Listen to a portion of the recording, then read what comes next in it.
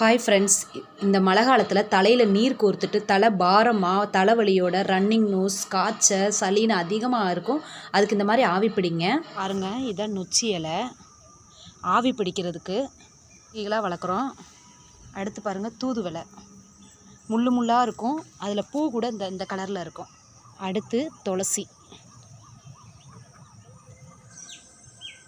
வேப்பலை, ஓமவல்லி இலை,